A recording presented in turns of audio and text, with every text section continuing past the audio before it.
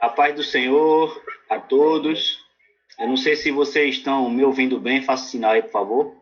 Os que estão aqui no Zoom, ok? A paz do Senhor, meus irmãos, minhas irmãs e os irmãos do Facebook. Me sinto muito honrado, muito feliz por este convite. Me sinto muito feliz por esta deferência na pessoa do presbítero Mário Salles, por ter me convidado. É um prazer enorme estar aqui com o irmão Jefferson, irmão Ibson, aqui no Zoom, né?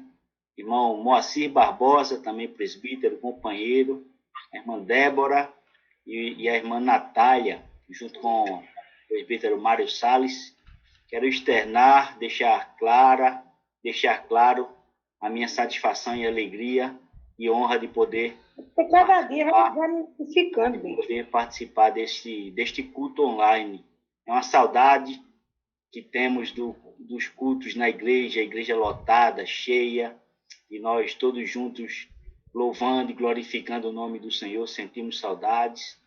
O último culto que eu dirigi aqui mesmo onde eu moro, durante esse período de pandemia, no sítio Frutapão, estivemos 3 pessoas no culto e eu tive a honra de pregar ali para 2 pessoas e o Senhor nos deu uma palavra, foi um culto muito abençoado. Então, são momentos em que muitos dos nossos irmãos estão em pânico com o que a mídia está fazendo, tá certo? Estão em pânico e isso está atrapalhando até, de certa forma, até a comunhão de algumas pessoas com Deus, que Deus nos preserve, tá certo? Então, me sinto feliz pela deferência, pela oportunidade de estarmos juntos aqui.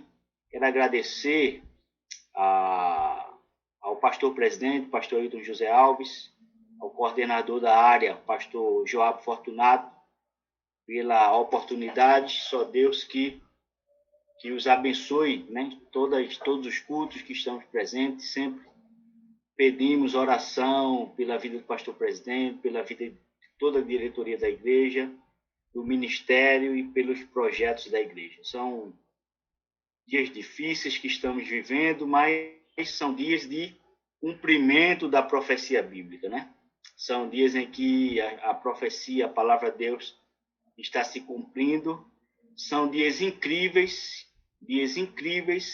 que a palavra de Deus se cumpre diante de nós. O princípio das dores acontecendo e nós aqui louvando ao Senhor, né? Se você ler o Evangelho de Mateus, capítulo 24, você vai ver que ali a Bíblia diz que apesar, Jesus naquele discurso profético, ele diz que apesar do falso profetismo, do falso evangelho que está sendo pregado, de começar as epidemias, grandes sinais nos céus, perseguição contra a igreja, Jesus deixa claro que ali haveria um grande despertamento, apesar de que ele diz que o amor de muitos esfriaria, mas a Bíblia diz que é exatamente naquele momento em que todo o mundo ouviria a mensagem do Evangelho. Então, nós estamos felizes por, de alguma forma, fazer parte dessa história, participar dessa história e poder repassar isso, né, para as pessoas que estão mais próximas a nós, tá certo? Então, eu gostaria de ler um texto da Santa Palavra de Deus com os irmãos, ler um texto da Santa Palavra e depois nós vamos meditar na Santa Palavra de Deus. Não sei quanto tempo eu teria aí, eu acho que... Fica à vontade, homem de Deus. Fica à vontade, pode falar a palavra. Então, nós vamos ler. Eu convido a todos, os irmãos do Zoom aqui, do Facebook, a abrirem suas Bíblias no livro dos Salmos, no Salmo 23. A epígrafe do Salmo diz: a felicidade de termos o Senhor como nosso pastor. Em tempos de pandemia, nós vamos meditar um pouco nesse salmo, tá certo? Salmo 23 talvez seja o texto mais conhecido da Bíblia, não é isso? Junto com o Salmo 91 e junto com João 3:16, né? São textos que, se você puder ler detidamente, fazer uma análise dos termos originais, da cultura, da história de Israel, dos costumes, são textos que são extremamente ricos para o nosso aprendizado e deleite espiritual, né? Assim como o próprio texto de João 3,16 é um texto... Muita gente acha que aquele texto é apenas um texto... muita gente acha que o João 3,16 é apenas um texto evangelístico e que você só deve utilizar aquele texto de João 3,16 apenas como um versículo que você usa para um não crente. E muitas vezes essa leitura rápida, às vezes superficial do texto, sem se deter, sem meditar, sem pensar, a gente deixa passar muitos pormenores do texto que fogem à nossa compreensão, que fogem à nossa visão, e a gente não tem como se aprofundar. Eu costumo dizer que o texto de João 3,16 não é apenas um texto evangelístico, é um texto doutrinário. João 3,16 é um texto doutrinário, é um credo, pode ser asseverado que João 3,16 é um credo, e pode ser dito também que João 3,16 é, de fato, um texto apologético, ou seja, de defesa da fé. Tá certo? Então, apenas para exemplificar o que eu digo sobre esse texto, Lutero dizia que João 3,16 era a mais bela flor do jardim da Sagrada Escritura. Não é isso? Outros expositores entendiam que João 3,16 é o Evangelho em miniatura, ou a Bíblia em miniatura. Outros diziam que é o resumo da Bíblia, ou o amor de Deus expresso na sua forma mais pura, né? Mas se você ler o versículo de João 3,16, você vai ver que ele é um texto não apenas evangelístico, mas apologético também. Por exemplo, quando a Bíblia diz, quando Jesus disse, quando é dito ali, porque Deus, né, responde ao ateísmo que diz que Deus não existe. Não é isso? Quando ele diz lá, porque Deus, responde ao ateísmo que diz que Deus não existe. João 3,16, assim como Gênesis 1, pressupõe a existência de Deus. Não tenta provar, apenas pressupõe a existência de Deus, né? Porque Deus responde ao ateísmo que diz que Deus não existe. Quando João 3,16 diz lá, amor, né, responde ao panteísmo, né, que diz que Deus é uma força impessoal que não ama ninguém. Você percebe? Deus amou.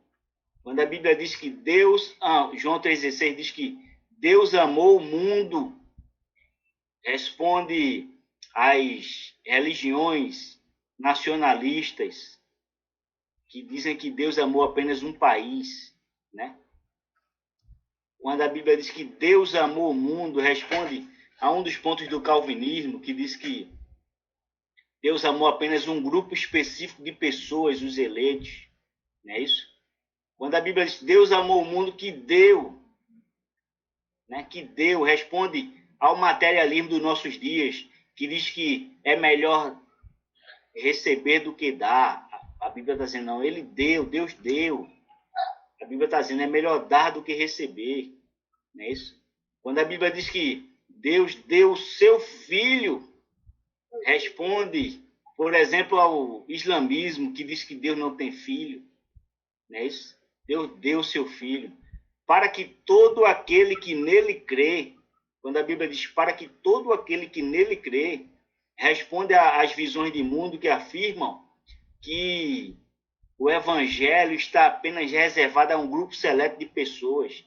Jesus disse ali, quem crê, é para quem crê. Quem receber essa oferta e crer, então o versículo de João 3,16 diz, para que tudo aquele nele que não pereça, é uma resposta clara àqueles que são tantos hoje, que dizem que o inferno não existe. É isso? Não pereça, mas tenha vida eterna. Responde a tantos quantos afirmam que não existe o céu. E daí, se você for pensando, meditando, analisando cada expressão, você vai vendo uma questão mais ampla, uma questão mais aprofundada, um escopo maior de alcance que um texto bíblico pode ter. E não é diferente aqui no Salmo 23, né? Muita gente lê o Salmo 23 e pensa, olha, Salmo de Davi, é o Salmo da provisão de Deus, e nós vamos ver que a palavra de Deus, ela às vezes tem uma interpretação imediata, histórica, realista, ligada à nossa realidade, às nossas necessidades, tá certo? E às vezes ela tem, um texto bíblico tem um alcance espiritual mais profundo, não é isso? Espiritual mais profundo. Por exemplo, na confissão lá de... Quando Jesus disse lá, os irmãos sabem que Jesus criou a igreja em 3 fases, né? O apalavramento, né? Isso? O preço que foi pago, semelhante a uma empresa quando é aberta, né? O preço e a festa de inauguração. O apalavramento foi quando Jesus disse, edificarei a minha igreja e as portas do inferno não prevalecerão contra ela. É isso? Será que esse texto se refere apenas a esse contexto de que a igreja que Jesus estava criando ali era um organismo, seria um organismo indestrutível, não é isso? Será que é só isso? As portas do inferno não prevalecerão contra ela? Será que é só isso? A gente pode ver, se fizer uma análise mais detida, mais de perto do texto, do contexto imediato, mais amplo, geral, você vai ver que não é só isso. Então aí Jesus paga o preço na cruz, tanto é que ele lá está consumado, está pago, e a festa de inauguração da igreja se dá lá no dia de Pentecostes, quando o Espírito Santo desce naquele cenáculo e os discípulos se transformam em brasas vivas, os apóstolos, e alcançam o mundo inteiro, né? Por meio da pregação do Evangelho. Especialistas em missiologia afirmam que os discípulos na Jerusalém, Samaria, Judéia, Galiléia, aquela região, os apóstolos alcançaram cerca de 3 a 4 milhões de pessoas por meio da mensagem do Evangelho. E depois Deus levanta Paulo, dá a ele uma visão mais aprofundada, não apenas restrita à nação de Israel, uma visão mais aprofundada do alcance do Evangelho. Estima-se que Paulo tenha alcançado cerca de 16 milhões para Jesus, né? Então, são questões que estão aí na história, estão nas entrelinhas, e a gente muitas vezes faz uma leitura apenas um pouco superficial, apressada, tá certo? E não é diferente também com o Salmo 23. Então nós vamos ler esse Salmo, que é o Salmo de fato do cuidado de Deus para conosco, do zelo de Deus. É nesse momento que eu falo, me dirijo às pessoas que estão com medo da morte, tá certo?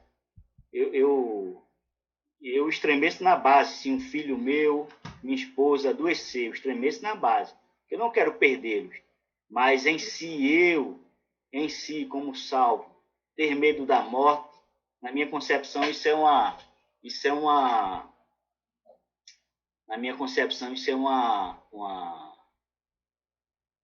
uma confirmação de que a pessoa tem segurança no que ele pensa e no que ele acredita, tá certo? Então, esse salmo fala, de fato, do cuidado de Deus para conosco, do zelo de Deus, tá certo?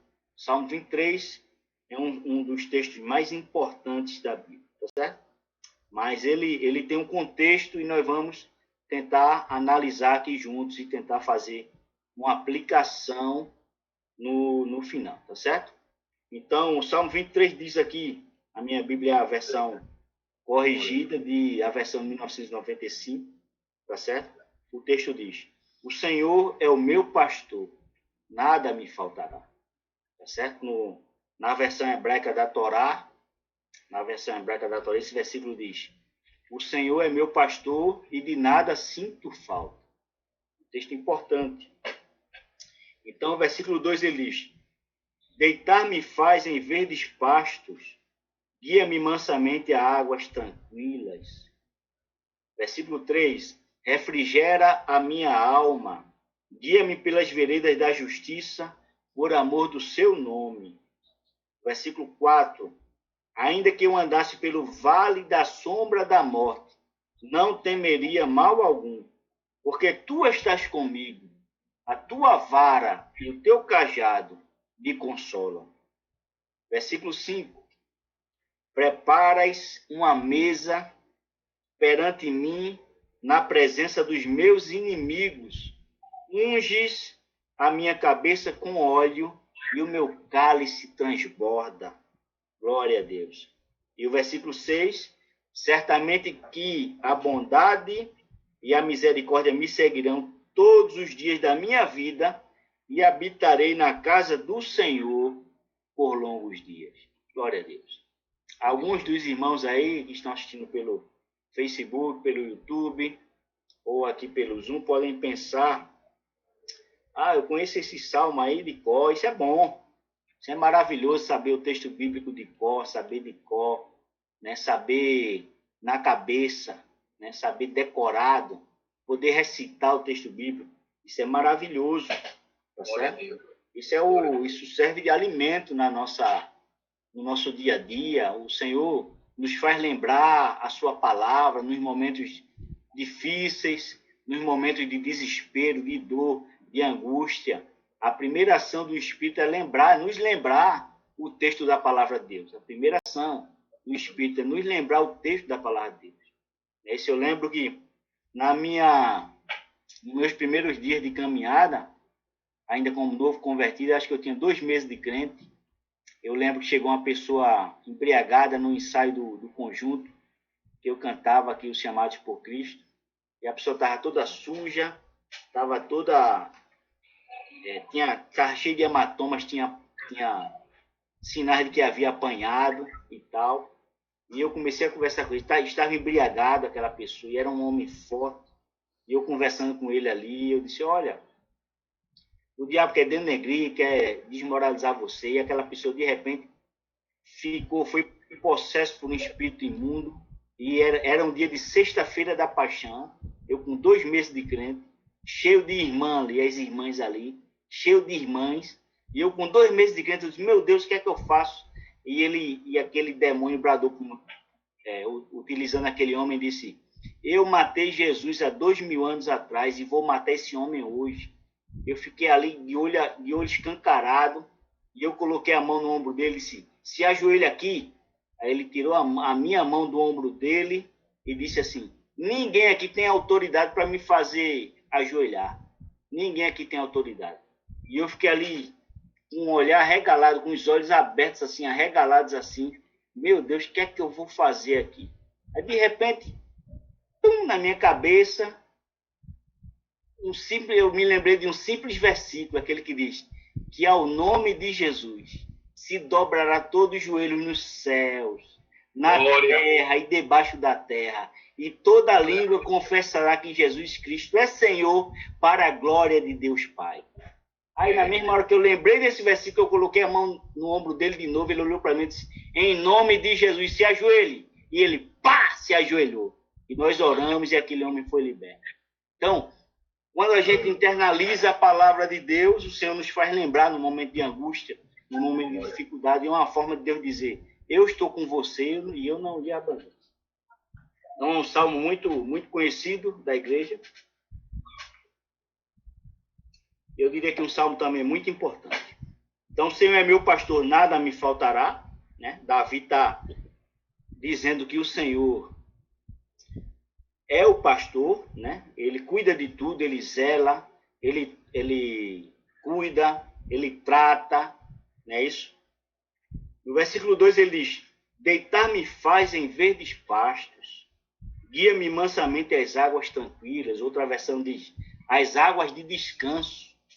O que é que o salmista está dizendo aqui? Que Deus, ele que Deus literalmente nos concede o alimento, glória a Deus.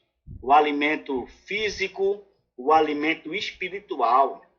Porque verdes pastos significa alimento sadio, alimento limpo, alimento livre de impurezas, alimento nutritivo. E águas de descanso, de fato, os irmãos sabem que na Bíblia esse termo de água cristalina, pura, é uma alusão clara à pessoa e obra do Espírito Santo. E ele, esse Senhor, nos guia às águas de descanso, quando a gente é cheio do Espírito. Glória a Deus. Quando a gente é cheio do Espírito, a gente fica meio que um pouco anestesiado com as coisas. A gente tende a falar a verdade, a gente tende a pregar a verdade, certo? A gente tende a, de fato, se irritar com o pecado, né? Aquela ira santa, de fato, mas nós estamos sempre alimentados, verdes, plantados junto ao ribeiro. A linguagem aqui é exatamente essa, de que Deus guia e supre de fato. Deus guia e cuida de fato.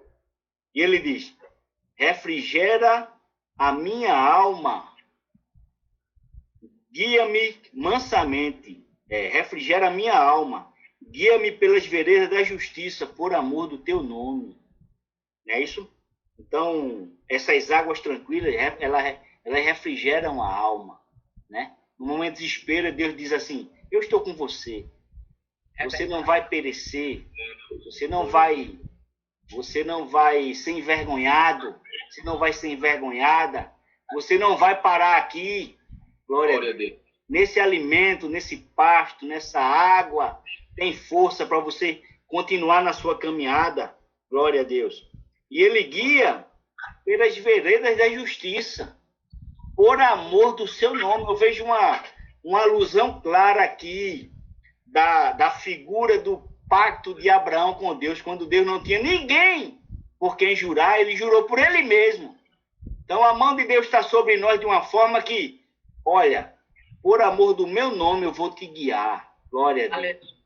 É como se Deus dissesse, ainda que você fosse tão fraco para cumprir, para se manter de pé, eu vou cumprir o meu lado do pacto, eu vou cumprir o pacto. Então, esse termo aqui, por amor do meu nome, né?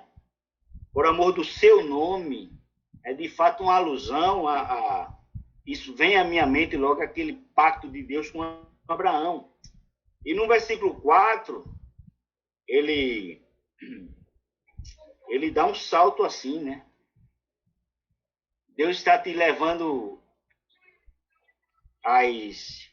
aos verdes pastos, Deus está te levando às águas tranquilas, Deus está refrigerando a nossa alma e nos guiando pelas veredas da justiça, e de repente, no versículo 4, aparece um baque aqui para nós. Ele diz, ainda que eu andasse pelo vale da sombra da morte, olha só, não temeria mal algum, porque tu estás comigo. A tua vara e o teu cajado me consolam. Então, o que ele está dizendo aqui, o salmista, o Espírito Santo, por meio do salmista, está dizendo, é que não é apenas em qualquer situação, não é apenas numa enfermidade, não é apenas em um problema que é um pormenor qualquer, não. Ele está falando aqui do vale da sombra da morte. Está aberto a interpretações. O que significa esse vale da sombra da morte? Isso é um lugar, a gente deve parar para pensar ao que ele se refere aqui. O vale da sombra da morte. Ele diz, a tua vara e o teu cajado me consolam. A ideia do pastor que anda com a vara e com o cajado é o pastor que anda com as ovelhas num caminho estreito, cercada de precipícios, e o pastor vai guiando as ovelhas com a vara, né?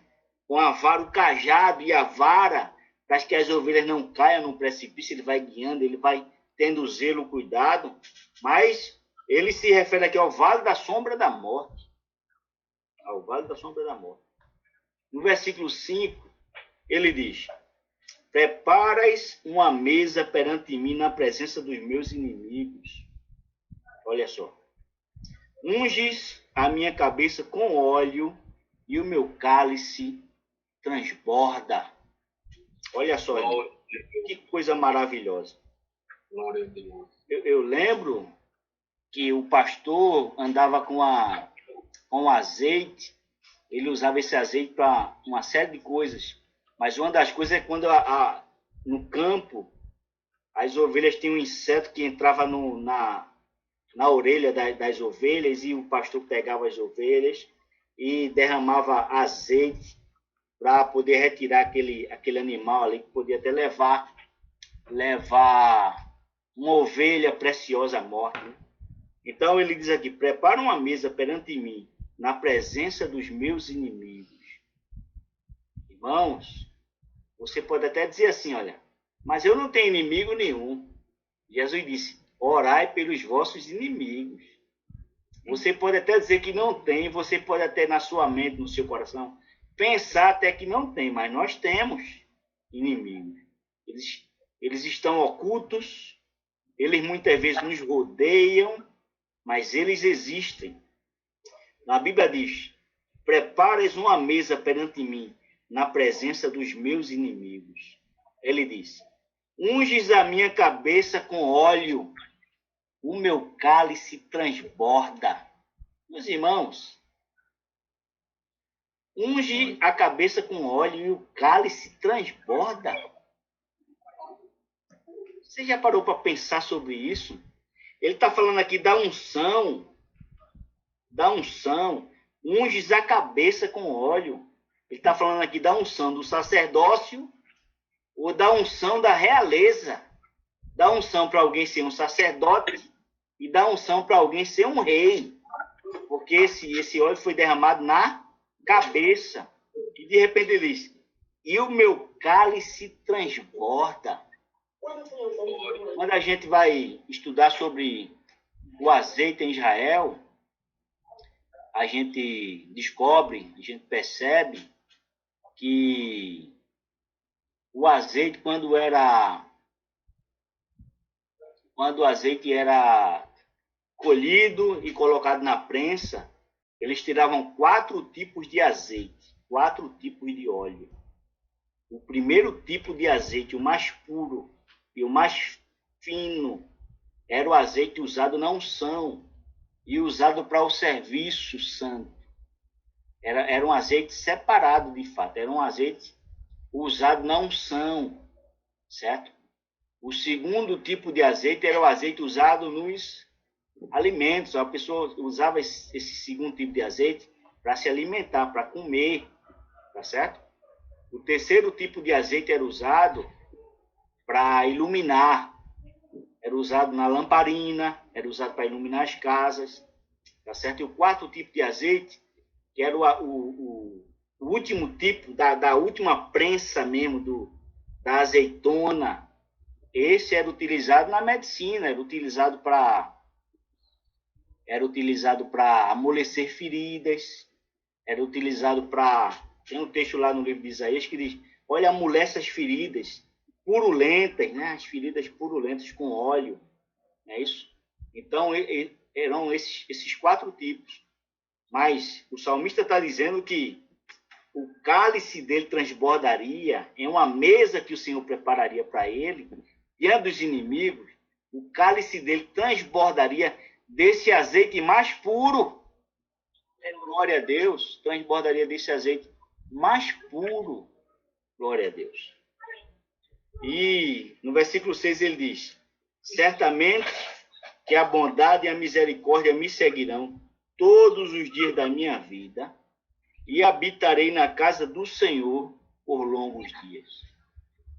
É um salmo maravilhoso. É um salmo simplesmente fantástico. Um salmo realmente que chama a nossa atenção. Mas tem uma coisa que fica aqui na minha mente aqui, me levando a pensar sobre esse trecho intempestivo, eu chamo, né? Eu entendo que o versículo 4 e o versículo 5 são dois versículos intempestivos, que parece que esses dois versículos surgem assim de forma repentina, parece que fora de contexto, como eu disse aqui. Olha, nós estamos lá, o Senhor está nos guiando, nada me falta. Ele está me fazendo me deitar em verdes pastos e está me guiando está me guiando mansamente às águas tranquilas, ao mesmo tempo que ele refrigera a minha alma e me guia pelas veredas da justiça. E de repente ele surge aqui essa tempestade. Ainda que eu ande pelo vale da sombra da morte, não temeria mal algum. Olha só.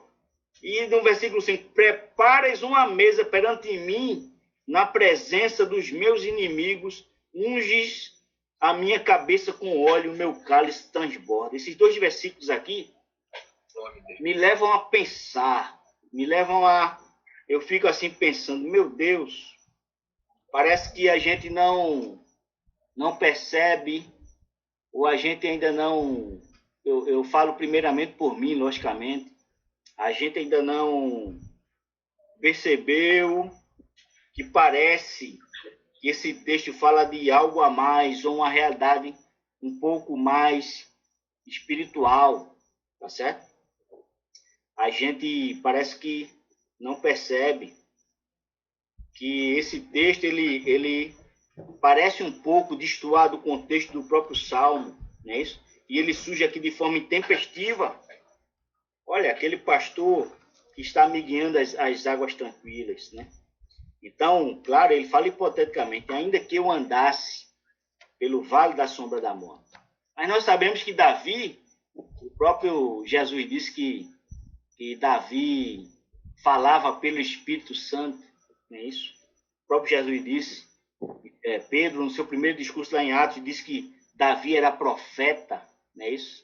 Davi era profeta, e de fato Davi era poderosamente usado por Deus. E eu, olhando esses dois versículos aqui no Salmo 23, e eu me deparo com o contexto em que o Salmo 23 está colocado. Eu me deparo no contexto. O Salmo 23 está colocado num contexto entre, de fato, logicamente, entre o Salmo 22 e entre o Salmo 24, certo? E parece que esse texto aqui fala um pouco da própria experiência de Jesus, a sua própria experiência espiritual, a sua própria experiência pagando o preço do pecado por nós, tá certo? A própria experiência de Jesus aqui, a própria experiência espiritual de Jesus aqui, como modelo para nós, para não temermos nada, nem ninguém. Você já está com a sua Bíblia aberta aí, no Salmo 23, logicamente está no Salmo 22. Amém. Se você perceber aqui, o primeiro versículo do Salmo 22, ele diz, Deus meu, por que me desamparaste? Quem foi que disse isso aqui? Os irmãos lembram que Jesus disse esse texto aqui quando ele estava na cruz? Eloi, Eloi, lama sabachthani. Vocês lembram que as pessoas estavam ali? Ele está chamando Elias, né? O salmista diz aqui, é um salmo de Davi também. Por que me desamparaste? Por que te alongas das palavras do meu bramido e não me auxilias? Olha a figura aqui. Olha aqui o que diz o versículo 6. Olha só. Mas eu sou verme.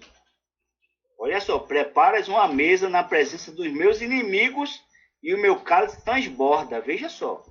Ele diz, mas eu sou verme, não homem, opróbrio dos homens e desprezado do povo. Todos os que me veem zombam de mim, estendem os lábios e meneiam a cabeça, dizendo, confiou no Senhor, que o livre-o, pois nele tem prazer. Olha só, é uma figura exata do que o que Jesus passou aqui. Logicamente, Salmo 22 é uma profecia messiânica do que aconteceu com Jesus na cruz, mas é uma confirmação da profecia de Isaías, que foi mencionada 300 anos depois, lá em Isaías capítulo 53. Olha o que o profeta Isaías disse, capítulo 53, versículo 2 e 3. Porque foi subindo como renovo perante ele, e como raiz de uma terra seca, não tinha prazer nem formosura, e olhando nós para ele, nenhuma beleza víamos para que o desejássemos. Uma profecia messiânica. Versículo 3 do Salmo de Isaías 53. Era desprezado e o mais indigno entre os homens, homem de dores, experimentado nos trabalhos, e como um de quem os homens escondiam o rosto, era desprezado e não fizemos dele caso algum. Olha só. Então, mas eu sou verme, e não homem, opróbrio dos homens e desprezado do povo. Veja, o salmista que era um rei, que era um profeta em Israel, que era um rei. Olha só, no versículo 12, olha só o que a Bíblia diz aqui. Muitos touros de Bazã me cercaram. Muitos touros me cercaram. Fortes touros de Bazã me rodearam. Veja que é uma figura do que Jesus via espiritualmente na cruz. Um salmo messiânico que aponta para a cruz. Versículo 13. Abriram contra mim as suas bocas, como um leão que despedaça e que ruge. Olha só. Como água me derramei, e todos os meus ossos se desconjuntaram. O meu coração é como cera, e derreteu-se dentro de mim. Os irmãos lembram quando o soldado vai lá, Jesus entrega o Espírito, o soldado vai lá e enfia uma lança no seu coração, e sai sangue misturado com água? Que os especialistas dizem que é uma espécie de soro, não é isso? Sai misturado com água ali. Olha a profecia aqui.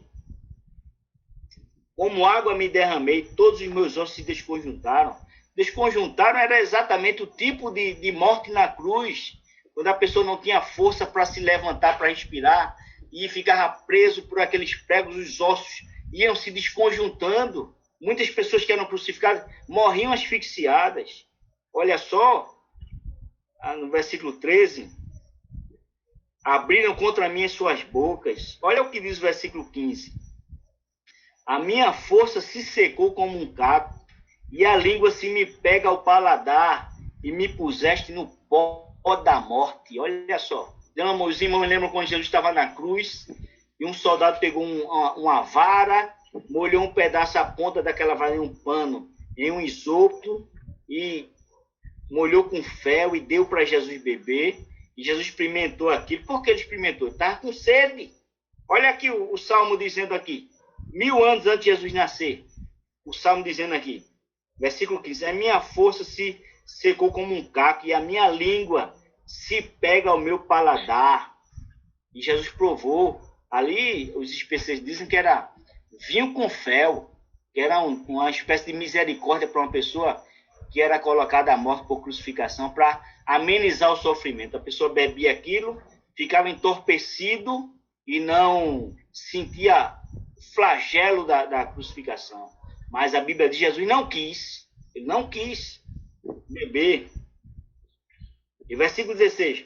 Pois me rodearam cães, o ajuntamento de malfeitores me cercou, transpassaram-me as mãos e os pés. 1000 anos antes do homem inventar a morte por crucificação, irmão, olha só, traspassaram-me as mãos e os pés.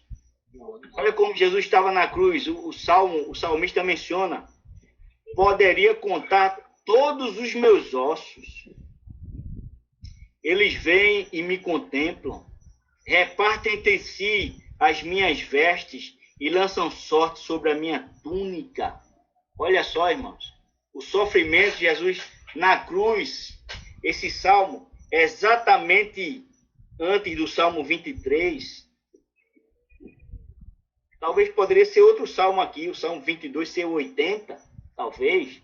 O Salmo 22 ser o 10º salmo, mas ele tinha que estar aqui.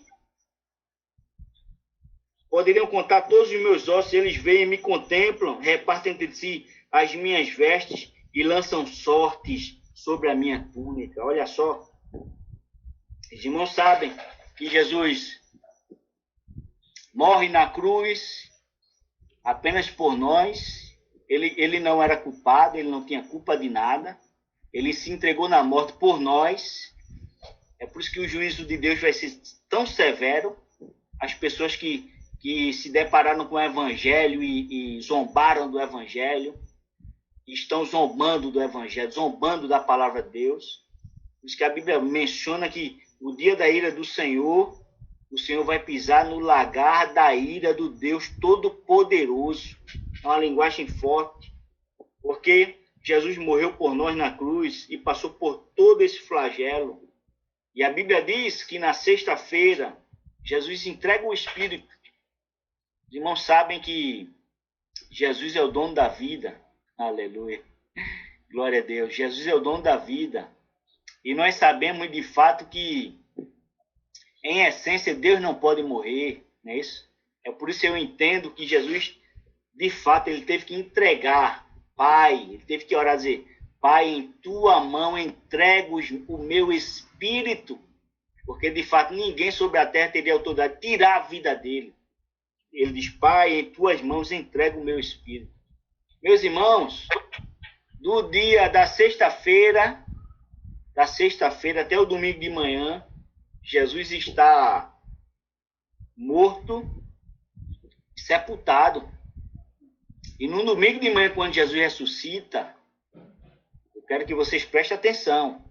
No domingo de manhã, quando Jesus ressuscita, as mulheres estão lá no sepulcro. As mulheres estão lá no sepulcro. E Maria diz assim, para o primeiro anjo, depois que ela pensa que era um jardineiro.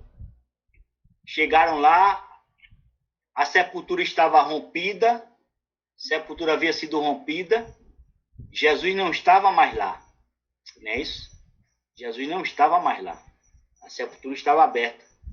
E as mulheres viram um homem ali no jardim, logo cedo, e perguntaram: Olha, diga onde foi que você colocou o corpo do meu Senhor? E aquele homem disse assim: Por que buscais o ser vivente entre os mortos? Ele não está aqui, ele ressuscitou. Aleluia. Glória a Deus. Ele não está aqui, ele ressuscitou. E elas ficaram insistindo com ele, sem entender a mensagem, ficaram insistindo com aquele homem ali. E de repente elas viram outro homem um pouco assim mais longe, e elas foram lá falar com esse homem. Senhora, por favor, diga onde você colocou o corpo do meu Senhor. Por favor, me diga. Nós viemos aqui para embalsamá-lo. Hoje é o 3º dia que ele morreu, ele foi sepultado, e nós viemos aqui para embalsamá-lo. E aquele homem olhando para ela assim, para elas, calado, e elas insistindo. Aí, de repente, aquele homem diz assim: Maria. Aí ela reconhece a voz de Jesus. A Bíblia diz que ela se joga nos pés de Jesus e diz: Rabone. E Jesus diz uma expressão mais emblemática da Bíblia, uma das mais emblemáticas da Bíblia, porque Jesus havia morrido na sexta-feira e agora era domingo de manhã. E eu entendo, porque no grego dá a entender isso lá, que Maria se agarrou nos pés de Jesus. Jesus disse: Maria, não me detenhas. Ou seja, ela agarrou os pés dele. Não me detenhas. E ele diz: porque eu ainda não subi ao Pai. Meus irmãos, Jesus havia morrido na sexta-feira. E já era domingo de manhã. E ele diz assim: eu ainda não subi ao Pai. E a gente pergunta onde foi que ele estava. Da tarde, da sexta-feira até o domingo de manhã, o 3º dia depois da ressurreição. Onde foi que ele estava? Sabemos que ele agora ressurreto, ele estava com o corpo glorificado. E não obedecia a limitação de espaço, tempo, dificuldade, distância. Não. Ele estava com o corpo glorificado. Não é isso? Tanto é que ele aparece lá nos discípulos. A Bíblia diz que as janelas, as portas fechadas, ele entra e diz: Revenu, Shalom, Alehem, a paz esteja convosco. Os discípulos: ficam ali alegres, ele mostra as feridas, conversa com eles, come na frente deles, e de repente ele desaparece. Tomé chega, Tomé, Jesus esteve aqui. Eu só acredito se eu ver e se eu colocar a minha mão na ferida e minha mão no lado dele. E a Bíblia diz, 8 dias depois, eles estavam no mesmo cenáculo, as portas de janela fechadas, e o evangelista faz questão de dizer, nesse dia, Tomé estava. E a Bíblia de Jesus vem, atravessa a parede, literalmente, se põe no meio deles, diz, Revenu, Shalom, Alehem, a paz esteja convosco. E nesse dia Jesus quer conversa com ninguém. Vem cá, Tomé, vem cá. Coloca a tua mão aqui no meu dedo. Coloca o teu dedo aqui na minha mão, Tomé. Aleluia. Por acaso o Espírito tem carne e ossos como vedes que eu tenho, Tomé? Tomé coloca a mão. Coloca a tua mão aqui no meu lado, Tomé. Tomé, mais bem-aventurados são os que não viram e creram, porque Tomé se ajoelhou e disse, Senhor meu e Deus meu. Jesus disse, mais bem-aventurados são os que não viram e creram, somos nós. Glória a Deus. Jesus estava com o corpo glorificado. Mas onde ele esteve? Da sexta-feira até o domingo, tanto de forma que ele não havia subido ao Pai. Então, a organização dos salmos, Salmo 22, 23, me leva a pensar que o vale da sombra da morte seja de fato a região dos mortos, onde Jesus foi proclamar sua vitória, proclamar aos mortos a sua vitória, resgatar aqueles que haviam de fato morrido no Antigo Testamento na esperança da ressurreição.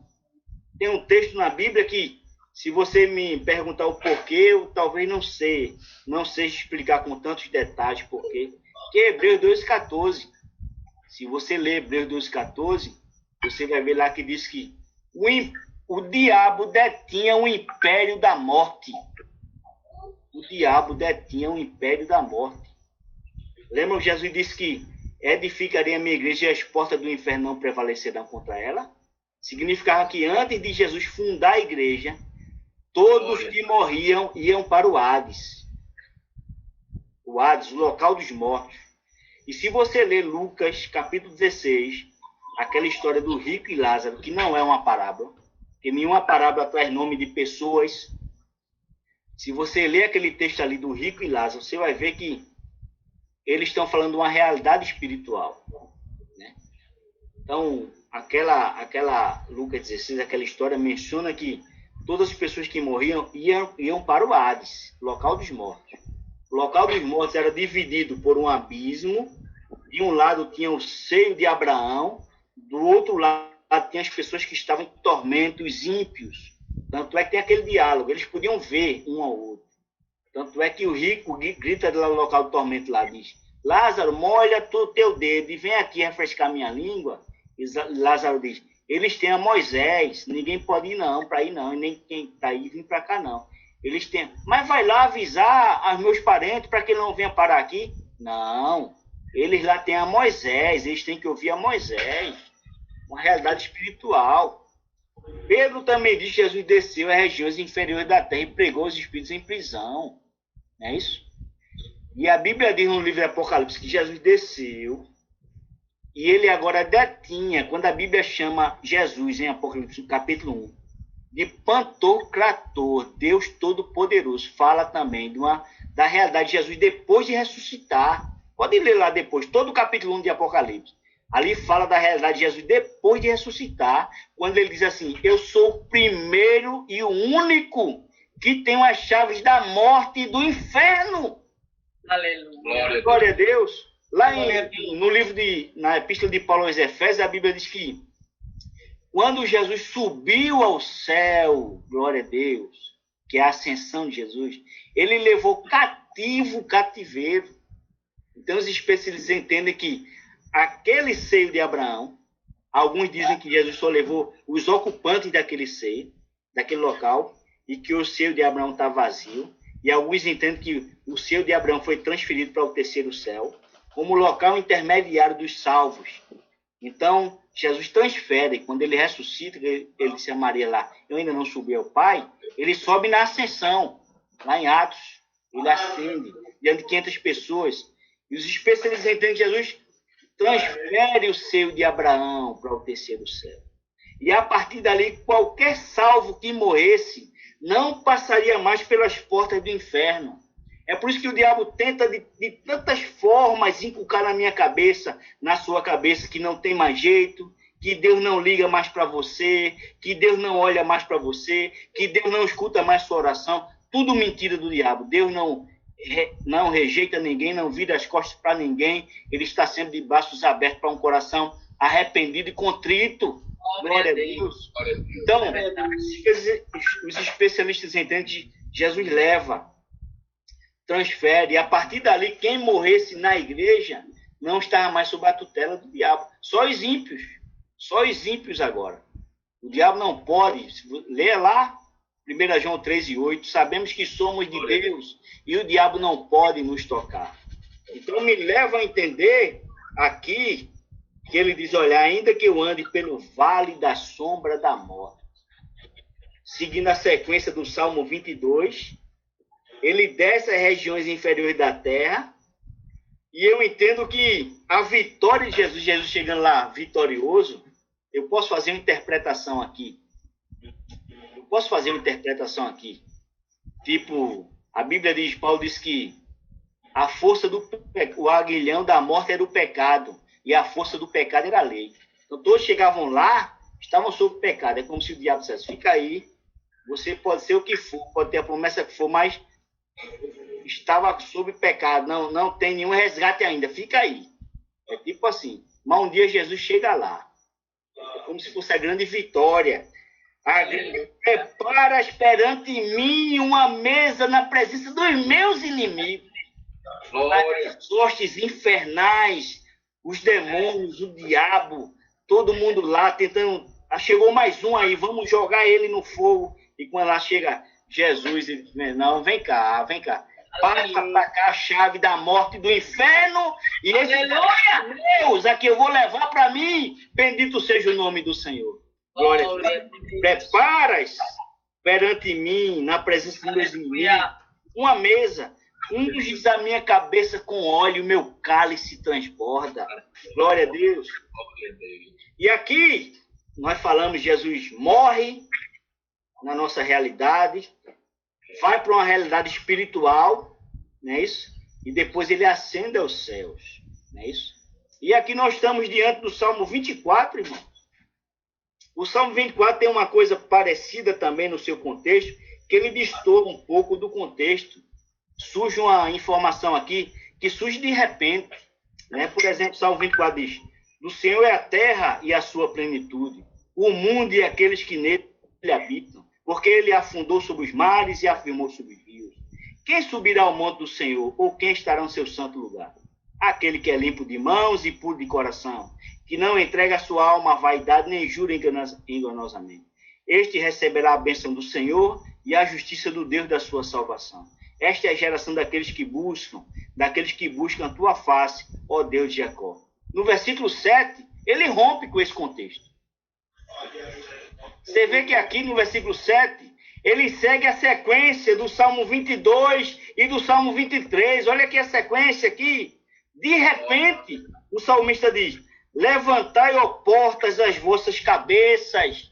Levantai-vos, ó entradas eternas, e entrará o Rei da Glória. Aleluia. Jesus vindo vitorioso, trazendo consigo os molhos, aleluia, que o Pai tinha dado diante da obra que ele havia ido realizar. Levantai, ó portas eternas. O que são essas portas eternas aqui? É uma alusão a um anjo que guardava as portas do céu, essas portas eternas, porque dá a entender que as portas eternas estavam cabisbaixas, como se o céu estivesse mais pobre, porque Jesus havia saído, havia deixado de entrar na nossa realidade, no nosso mundo. E uma pergunta lá surge no versículo 8. Quem é este Rei da Glória? Aí a resposta vem. O Senhor forte e poderoso. O Senhor poderoso na guerra. Ele acabou de vir de uma guerra. Estava levando os seus molhos. Incrivelmente, no versículo 9, repete o mesmo enredo. Levantai, ó portas, as vossas cabeças. Levantai-vos, ó entradas eternas, e entrará o Rei da Glória. Quem é este, o Rei da Glória? O Senhor dos Exércitos. Ele é o Rei da Glória. Bendito seja o nome do Senhor. Jesus venceu. Aleluia. Jesus passou por tudo aqui. Jesus passou por tudo que o Salmo 22 menciona. Jesus diz, aplica a mim e a você. Ele aplica essa palavra a mim e a você. Ainda que eu ande pelo vale da sombra da morte. Ainda que nós estivermos diante da morte, aleluia, ele venceu por nós. Glória a Deus. E ele abriu um caminho novo e vivo, aleluia, o céu está aberto para nós. Ele mesmo entrou lá e colocou lá naquele estado intermediário, entendemos assim, aquelas pessoas que foram resgatadas no mundo espiritual. E nós, se acontecer o que quer que aconteça comigo e com você agora, o diabo não pode te tocar, não pode tocar no teu corpo, não pode tocar na tua alma. Nós temos o selo do Espírito Santo. Nós fomos lavados e remidos pelo sangue de Jesus. Aleluia. Triste do mundo, das pessoas que não têm essa esperança. Aleluia, que não tem o sangue remidor nos umbrais da porta e não tem a promessa, glória a Deus, do Espírito, a promessa do Evangelho, onde Jesus disse, olha, não se turbe o vosso coração. Glória a Deus. Mas, irmão, a pandemia está acabando com tudo. Não se turbe o vosso coração. Crede em Deus, crede também em mim. Na casa de meu pai há muitas moradas. Se não fosse, eu não vos teria dito. Pois vou preparar lugar. E quando eu for e vos preparar lugar, voltarei. Aleluia. Glória a Deus. Espera, irmãos. Aqui, ó. Nós vamos conhecer essas portas eternas, aleluia. Nós vamos entrar, nós vamos conhecer como elas são, nós vamos entrar esses portões, é o que nos espera. Triste do homem que não tem Deus, triste do homem que não entregou sua vida a Jesus, por isso que nós costumamos dizer assim, com Jesus tudo, sem Jesus nada. O homem pode deitar num berço de ouro, nadar numa piscina de dinheiro, mas sem Jesus ele é apenas um homem jogado no lixo, onde o diabo pisa e desmoraliza ele. Mas nós não, nós estamos lavados e remidos pelo sangue de Jesus. O Deus que disse, olha, meu filho passou por isso aqui no Salmo 22. Ele ganhou essa promessa para nós do Salmo 23, garantiu, ainda que eu ande pelo vale da sombra da morte, e ele é quem vai nos conduzir para entrar no céu e nós vamos conhecer. Glória a Deus. As regiões celestiais e esses portais eternos. Bendito seja o nome do Senhor. Meus irmãos, que Deus nos abençoe em nome do Senhor Jesus. Amém? Nosso irmão Jefferson aí, com o Peter Mário Salles, dá continuidade ao trabalho aí, eu vou ficando por aqui. Amém, meus irmãos? Deus abençoe. Glória a Deus. Amém. Todos em nome do Senhor.